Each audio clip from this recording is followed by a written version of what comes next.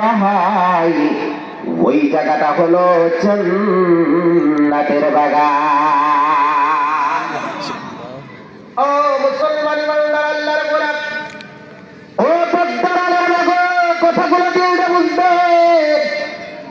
আপনার আমার নবী বলেন, যে জায়গার মধ্যে কোরআনের আলোচনা করা হয়, হাদিসের আলোচনা করা হয়, আল্লাহর ফেরেশতারা এই জায়গাটাকে বিস্তৃত করে ধরে রাখে।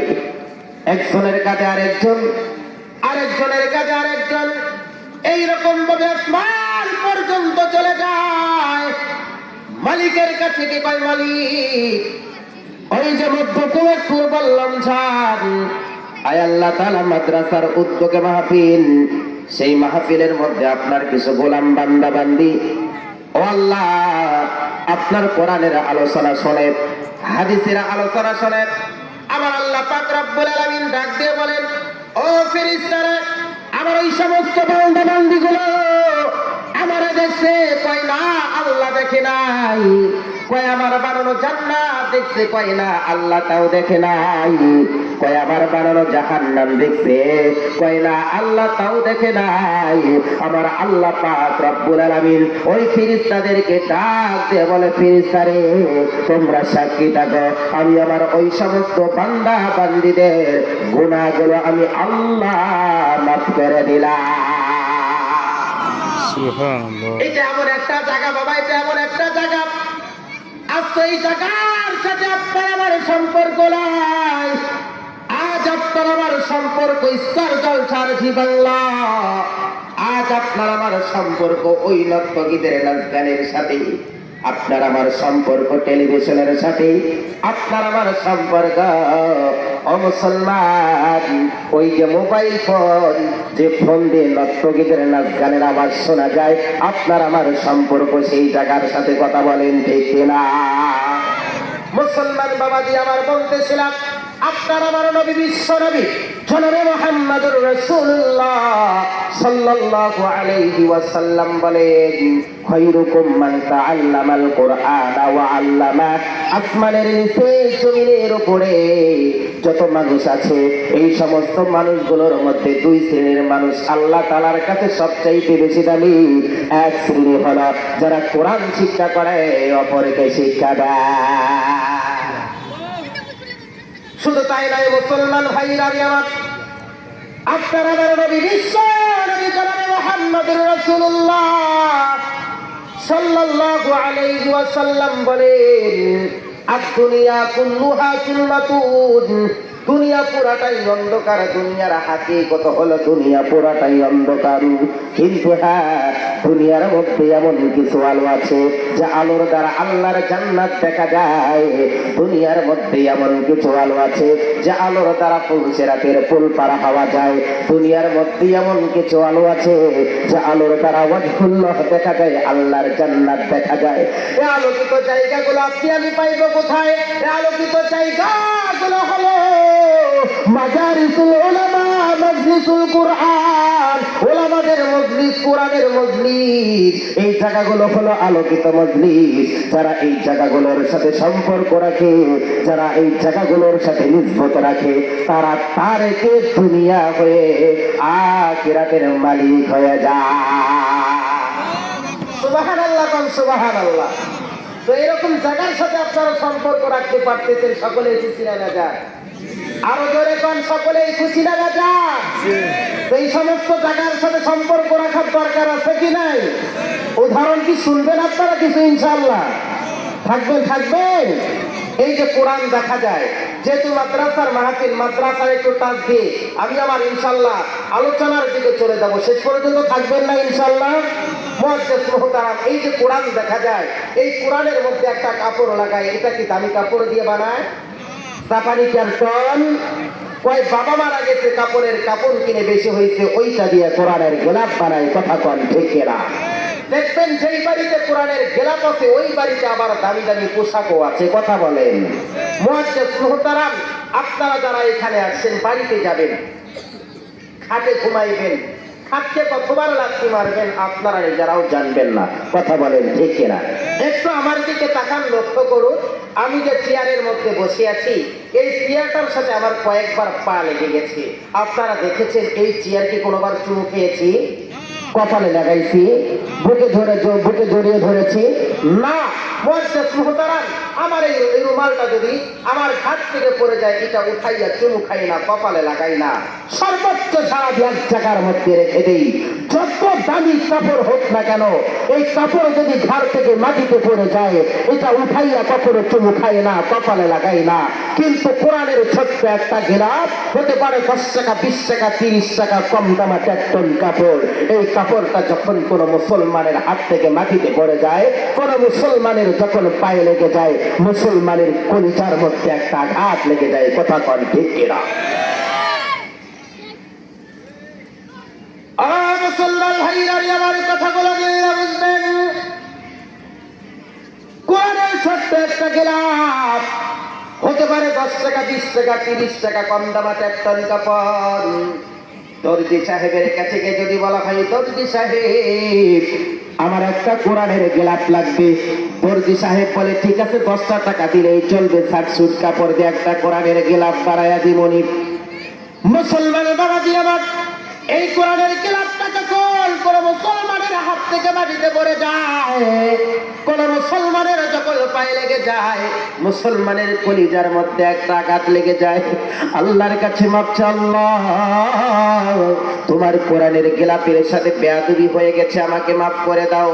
ও মুসলমান, একটু তাকান, আজ এখান থেকে যখন বাড়িতে যাবেন, খাটের মধ্যে ঘুমাইবেন, খাটকে কতবার লাথি মারবেন আপনারা নিজেরাও জানবেন না। কিন্তু কোরআনের ছোট্ট একটা রেহাল রে বাবা, 10 টাকা, 20 টাকা, 30 টাকা তো মুসলমান ভাই রে, কন্দমা শিমুল কাটাম কাঠ, এই কন্দমা কাঠের একটা রেহাল। এই রেহালটা যখন কোন মুসলমানের হাত থেকে মাটিতে পড়ে যায়, কোন মুসলমানের যখন পায়ে লেগে যায়, মুসলমানের কলিজার মধ্যে একটা আঘাত লেগে যায়, আর আল্লাহর কাছে মাপ চাই, আল্লাহ ও আসমানের মালিক আল্লাহ, তোমার কোরআনের রেহালের সাথে বেয়াদবি হয়ে গেছে, আমাকে মাফ করে দাও। কোন কারণে দাবি হয়ে গেল? কোরআনের সাথে তাল্লুক নিসবত সম্পর্ক হওয়ার কারণে গিলাপের দাম বেড়ে গেল, রেহালের দাম বেড়ে গেল। শুধু তাই নয়, এই পৃথিবীর মধ্যে যত দেশ আছে, সমস্ত দেশের থেকে দামি দেশ হইতেছে আরব দেশ। কারণ কি? ওই দেশের মধ্যে আল্লাহর কালাম কোরআন নাযিল হয়েছে। পৃথিবীর মধ্যে যত পাহাড় পর্বত আছে, সমস্ত পাহাড় পর্বত গুলাকে যদি এক পাল্লায় রাখা হয়, আর হীরা পর্বতকে যদি আর এক পাল্লায় রাখা হয়, খোদার কসম করে বলতে চাই, হীরা পর্বতের দাম মানুষের মালিক আল্লাহর কাছে অনেক বেশি দামি। কথা বলেন ঠিক কিনা? শুধু তাই নাই, মুসলমান ভাইরা আমার, আল্লাহ পাক রব্বুল আলামিন যে মাসের মধ্যে কোরআন নাযিল করেছে, এই মাসটার দাম আল্লাহ তাআলার কাছে এত বেশি, এত বেশি। এই মাসটার মধ্যে কেউ যদি একটা নফল ইবাদত করে, আল্লাহ পাক রব্বুল আলামিন অন্য মাসের মধ্যে একটা ফরজের সমতুল্লাহ সওয়াব দিয়া দেয়।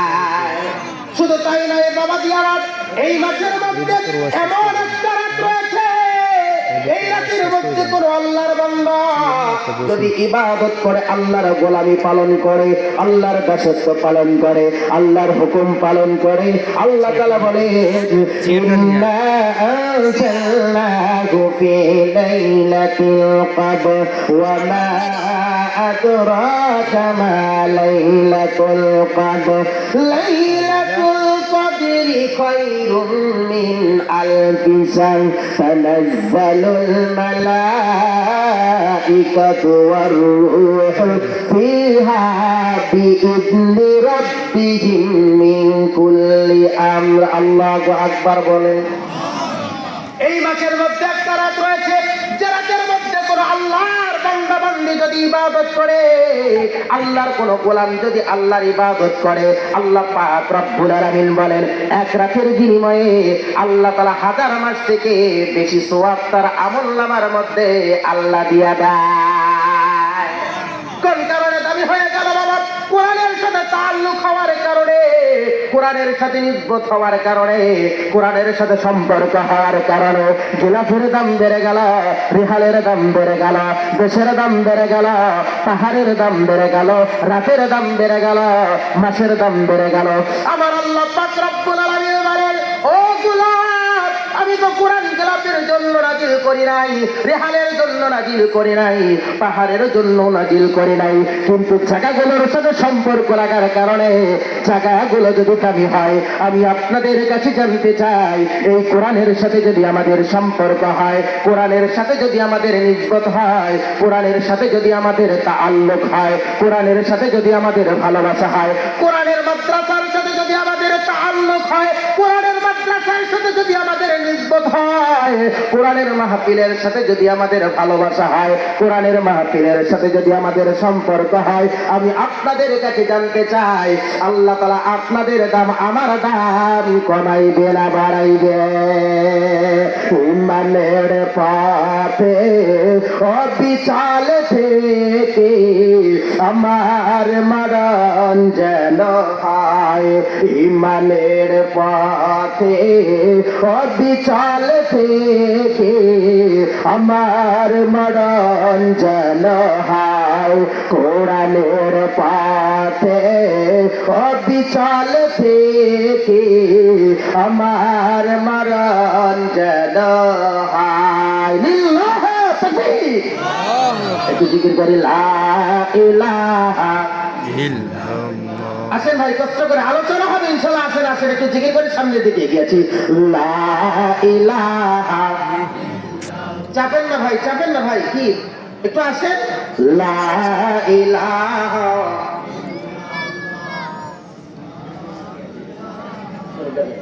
हमारे डिश का तरीका है লা ইলাহা, জোরে লা ইলাহা, জেট করে দিন। লা ইলাহা ইল্লাল্লাহ, লা ইলাহা, লা ইলাহা ইল্লাল্লাহ মুহাম্মাদুর রাসূলুল্লাহ। সকলে বলছি সাল্লাল্লাহু আলাইহি ওয়াসাল্লাম। এই আকাশে বাতাস অপরূপ ধারা, তোমার স্নেহ মায়া প্রেম প্রীতি ভাড়া। এই আকাশে বাতাস অপরূপ ধারা, তোমার স্নেহ মায়া প্রেম প্রীতি ভাড়া। তুমি আছো সবখানে সবার পাশে, ভালোবাসার সীমা দেশে। তুমি আছো সবখানে সবার পাশে, ভালোবাসার সীমা দেশে। হৃদয়ের শত চাওয়া তোমার কাছে পাওয়া, হৃদয়ের শত চাওয়া তোমার কাছে পাওয়া। মানে না গো কবু তোমাকে ছাড়া। এই আকাশে বাতাস অপরূপ ধারা, তোমার স্নেহ মায়া প্রেম প্রীতি ভরা। লিল্লাহে তাকবীর। ও মুসলমান ভাইরা, আমি আমার বলতেছিলাম, কোরআনের সাথে গোলাপ লাগার গোলাপ যদি দামি হয়, রেহাল লাগার কারণে রেহাল যদি দামি হয়, দেশ লাগার কারণে দেশ যদি দামি হয়, আমরা যদি কোরআনের সাথে সম্পর্ক রাখি, কোরআনের মাদ্রাসার সাথে সম্পর্ক রাখি, আমি আপনাদের কাছে জানতে চাই, আল্লাহ তাআলা সম্মান ইজ্জত কমাইবে না বাড়াইবে? মুসলমান বাবাজি আমার, কারণ এটা এমন একটা কিতাব, এই কিতাবের সাথে যারাই সম্পর্ক রাখে তারাই দামি হয়ে যায়। এই কোরআনের সাথে যারাই তাআল্লুক রাখে তারাই দামি হয়ে যায়। অনেক মাহফিলের মধ্যে আমি বলে থাকি, এই কোরআন টোটালটাই হলো একটা ম্যাগনেট। ম্যাগনেট বুঝেন নাকি? চম্বুক। ছোট্টবেলায় ম্যাগনেট দিয়ে যত রকমের খেলা করেছি, তার ভেতরে একটা খেলা আমরা করেছি। ম্যাগনেটের ছোট্ট একটা একটা টুকরা যদি কাগজের ওপরে রেখে এই ম্যাগনেটটা যদি একটু বালুর স্তূপের ওপরে কিছুক্ষণ পর্যন্ত ঘোরানো গেছে, কিছুক্ষণ পর ওঠানোর পর দেখানো গেছে ম্যাগনেটের ওই পারের ভেতরে অসংখ্য অগণিত কালো কালো অনেক কিছু দেখা যায়। মুসলমান ভাইরা আমার, তার মানে কি? তার মানেই হলো ম্যাগনেট কোটি কোটি বালু করার ভেতর থেকে লোহার কণাগুলোকে আকর্ষণ করে বের করে নিয়ে এসেছে। মুসলমান, মানুষের তৈরি করা ম্যাগনেটের ভেতরে যদি এত পাওয়ার থাকে, যে আসমানের মালিক আল্লাহ, সেই আল্লাহ পাকের কুরআনুল কারীমের পাওয়ার ওই ম্যাগনেটের চাইতে কম না বেশি? কারণ বাবা, এটা এমন একটা ম্যাগনেট, এই ম্যাগনেট এটা এমন একটা ম্যাগনেট যে ম্যাগনেটটা ধরলেই সোয়াব। এটা এমন একটা ম্যাগনেট যে ম্যাগনেটটা ধরলেই সোয়াব। এটা এমন একটা ম্যাগনেট যে ম্যাগনেটের দিকে তাকাইলেই সোয়াব। কিন্তু বড় কষ্ট লাগে, দুঃখ লাগে, আমি যদি আপনাদেরকে জিজ্ঞাসা করি, আপনারা অনেকেই বলবেন হুজুর এই কোরআন নামক ম্যাগনেটটার সাথে আমাদের কোনো সম্পর্ক নাই। কথা বলেন ঠিক না? আমি যদি আপনাদেরকে জিজ্ঞাসা করি আল্লাহর কালামের হরফ গুলো দেখতে কেমন, কালা, নীল না সাদা, অনেকেই আমরা বলতে পারবো না।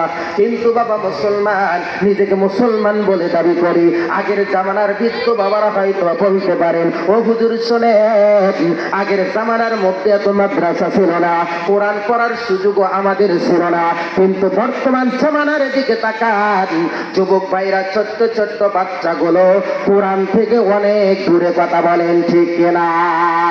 মুসলমান ভাইরা আমার, ও পদ্মারায়ের মা, আজ ইসলাম জলসাজি বাংলা দেখে দেখে তুমি তোমার জীবনের মূল্যবান সময়গুলো নষ্ট করে দিচ্ছ গো মা।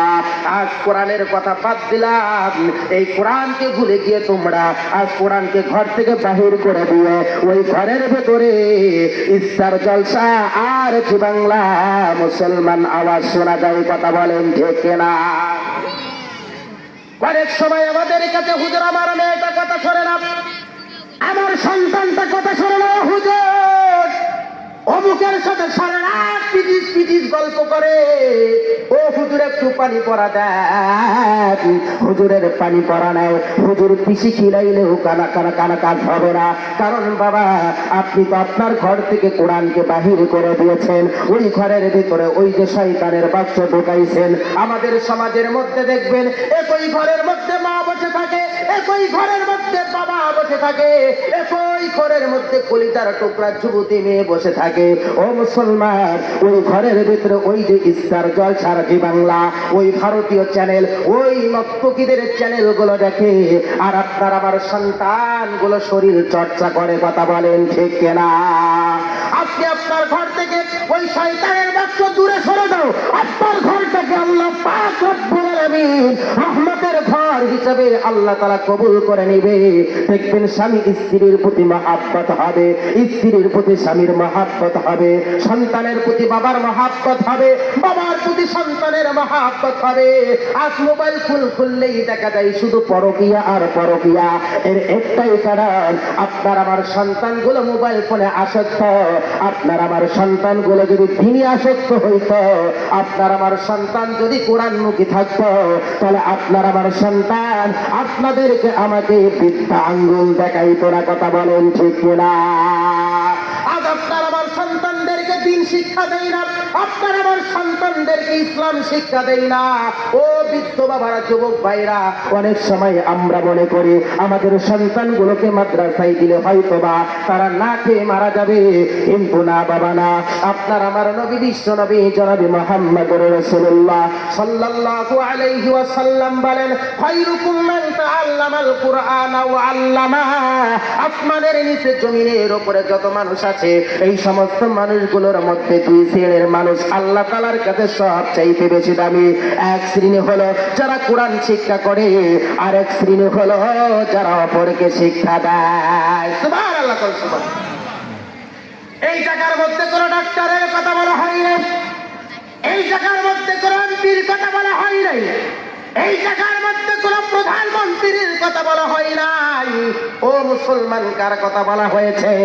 আজ আপনার আমার সন্তান কোরআনের হাফেজ, কিন্তু আপনি আমি দিনমজুর, আপনি আমি একজন শ্রমিক, আপনি আমি একজন লিডার, আপনি আমি একজন কৃষক, কিন্তু আপনার আমার সন্তান একজন আলেম, আপনার আমার সন্তান ওই যে ও মুসলমান ইমানদার আল্লাহর গোলাম মামুনের মতো একজন মাওলানা, রফিকুল ইসলামের আমির মতো একজন আলেম। এই সন্তান আমি যখন মারা যাব, এই সন্তান আপনাকে আমাকে নিয়ে যখন ও পদ্মারায়ের মা আর কিসের লোভে পড়ে গেলে, কিসের দোকায় পড়ে গেলা, সন্তানদেরকে জেনারেল শিক্ষায় শিক্ষিত করবা, কোনো আপত্তি নাই। এই সন্তানকে মাদ্রাসায় দেন, কোরআন শিক্ষা পড়ান, কোরআন শিক্ষা দেন, হাদিস শিক্ষা দেন। এই সন্তান আপনাকে আমাকে বৃদ্ধাশ্রমে রাখবে না, এই সন্তান আপনাকে আমাকে দুনিয়ার জমিনের মধ্যে অট্টালিকার মালিক না বানাইতে পারে, কিন্তু মরণের পরে ও মুসলমান এই সন্তান আপনার আমার জন্য নাজাতের জরিয়া হয়ে যাবে। কথা বলেন ঠিক কিনা? আজকে আমাদের সন্তানগুলোকে মাদ্রাসা থেকে আমরা দিব, কোরআন থেকে আমরা দিব। এই যে আপনার আমার সন্তান আপনাকে আমাকে আঙ্গুল দেখায়, সন্তান বাবার বিরুদ্ধে কথা বলে, বাবাকে আঘাত করে, মাকে আঘাত করে, এর একটাই কারণ আপনার আমার সন্তানগুলো দিন থেকে দূরে। কথা বলেন ঠিক কিনা? সন্তানদের জন্য অট্টালিকা করেন ভালো কথা, বাড়ি করেন ভালো কথা, গাড়ি করেন ভালো কথা, এই সন্তান আপনার আমার বিরুদ্ধে কিয়ামতের ময়দানে আল্লাহ তাআলার কাছে নালিশ করে আপনাকে আমাকে পায়ে ফেলে ফেলে আপনাকে আমাকে জাহান্নামের মধ্যে নিয়ে যাবে। মুসলমান ভাইরা রে আমার, আমি কোনোভাবেই নিজেকে বুঝাইতে পারি না মুসলমানদের হাতের ভিতরে আল্লাহর কোরআনের মতো বিশ্বনন্দিত মহাগ্রন্থ থাকতে এই মুসলমানগুলি আল্লাহর কোরআনকে বাইপাস করে কেমনে তারা অন্য শিক্ষার জন্য উন্মাদ হয়। ও মুসলমান, কোরআন যেদিন থেকে এই পৃথিবীতে এসেছে সেই দিন থেকে বিশ্ববাসীকে চ্যালেঞ্জ দিয়েছে, আজ পর্যন্ত পৃথিবীর কোন পণ্ডিত, কোন দল, কোন গুরু এ পর্যন্ত কোরআনের চ্যালেঞ্জের সামনে নিজেদেরকে বড় করে উপস্থাপন করতে পারে নাই। কথা বলেন ঠিক কিনা? মুসলমান ভাইরা আমার টাটকা খবর আমি আপনাদেরকে শোনাইতে চাই। বর্তমান বিশ্বের নাম করা কিতাবাদের অন্যতম আল্লামা জুলফিকার নকশবন্দিতা মাতবারাকাতুনা আলিয়া, উনি ওনার এক কার্যকারীর ভেতরে বর্ণনা করেন, উনি বলেন একবার সুইডেনের কলেজের ভেতরে আমার বক্তব্য দেওয়ার সুযোগ তৈরি হয়ে গেল।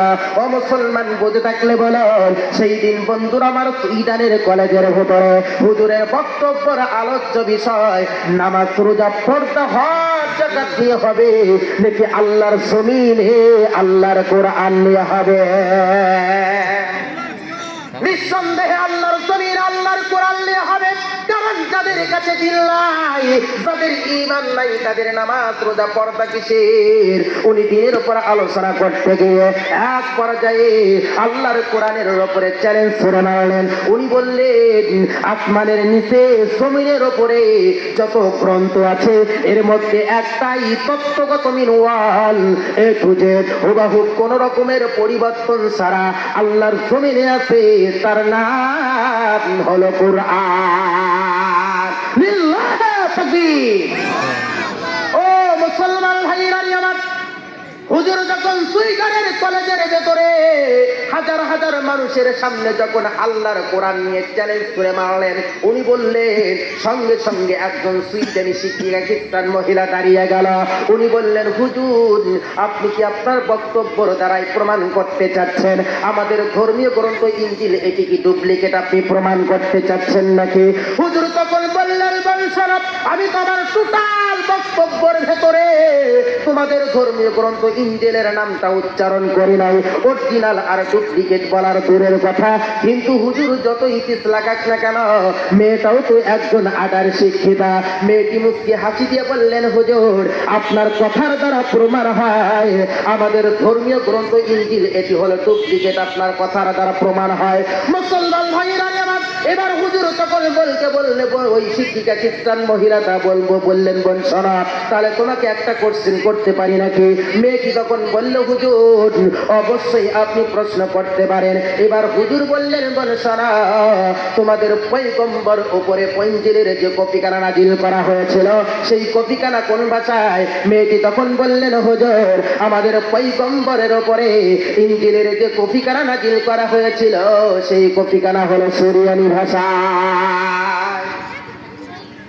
এবার হুজুর বললেন বল শোনো, বর্তমান তোমাদের হাতের ভেতরে যেটা আছে সেটা কোন ভাষায়?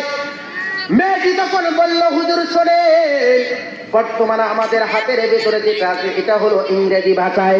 এবার হুজুর বলল বল শোনো, এবার তুমি নিজেই বলো তোমাদের এটা অরিজিনাল নাকি ডুপ্লিকেট?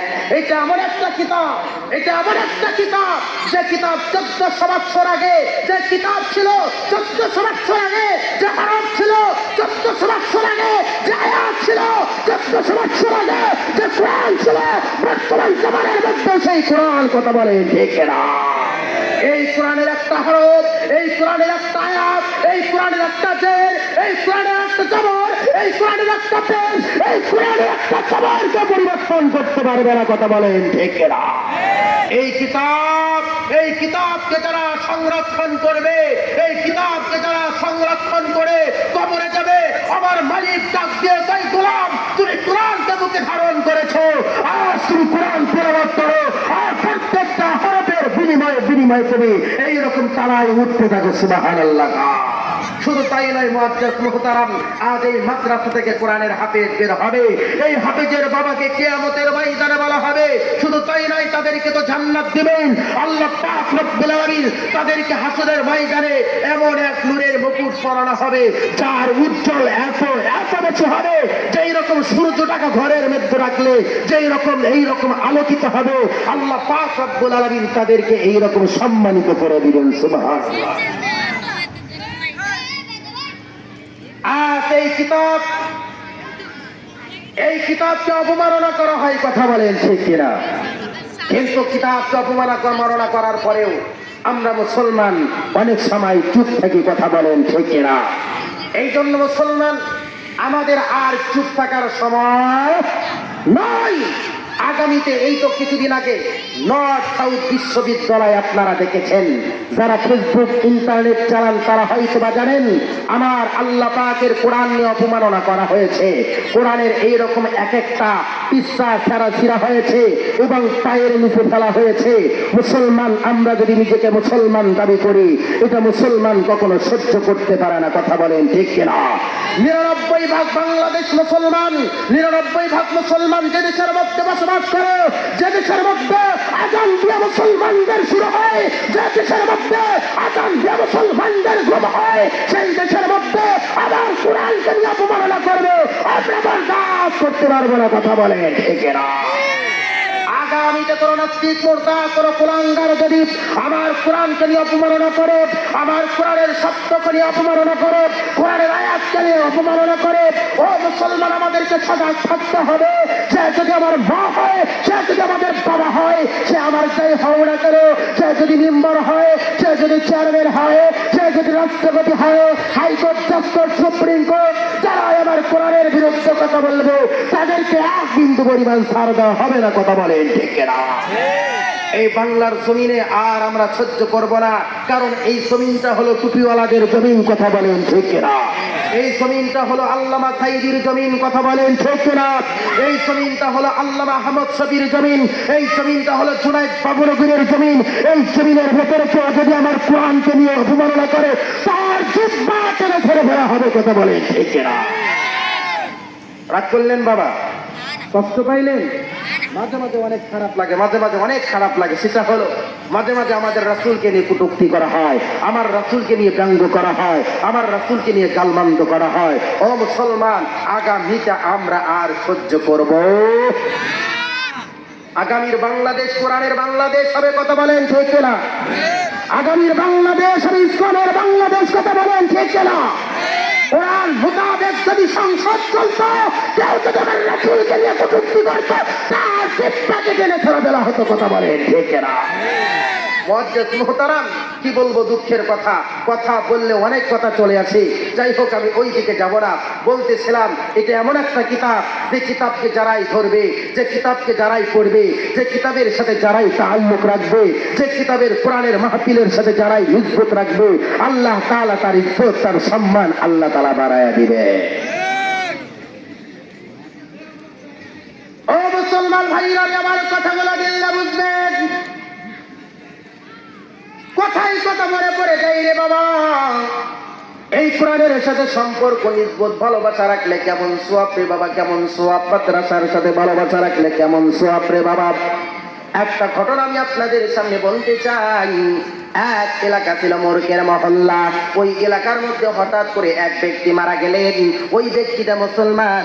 মুসলমান একটু 10 বছরের আগের দিকে তাকান। আগের জামানার ভিতরে এত আলেম ছিল না, এত হাফিজ ছিল না, কথা বলেন ঠিক কিনা? মুসলমান ভাইরা আমার, ওই এলাকাটা মুরকের মহল্লা। ওই এলাকার মধ্যে এমন কোন আলেম নাই যে আলেম জন এইরকম জানাজার নামাজ পড়াইবে, এইরকম লোক মুসলমান ছিল না। হঠাৎ করে এক ব্যক্তি মারা গেলেন।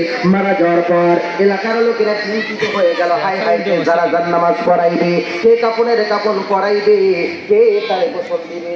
মুসলমান বাবাজি আমার, এক পর্যায়ে এলাকার লোকেরা চিন্তা করলো, এক পর্যায়ে এলাকার লোকেরা চিন্তা করলো, ওই তো আমাদের সামনে কবরস্থান, আমরা যদি লাশটাকে গোসল করাইয়া যদি কবরস্থান পর্যন্ত নিয়ে যাই, সাথেই তো রাস্তা, ওই রাস্তা দিয়ে কোনো যদি আলেম চলে যায়, কোনো যদি হাফিজ চলে যায়, কোনো যদি জান্নেওয়ালা ব্যক্তি চলে যায়, তার দ্বারা জানাজার নামাজ পড়ায় নিমনি। মুসলমান ভাইরা আমার, এক পর্যায়ে এলাকার লোকেরা লাশটাকে গোসল করাইয়া ওই এইরকম দেখা যায় কবরস্থান পর্যন্ত নিয়ে গেল।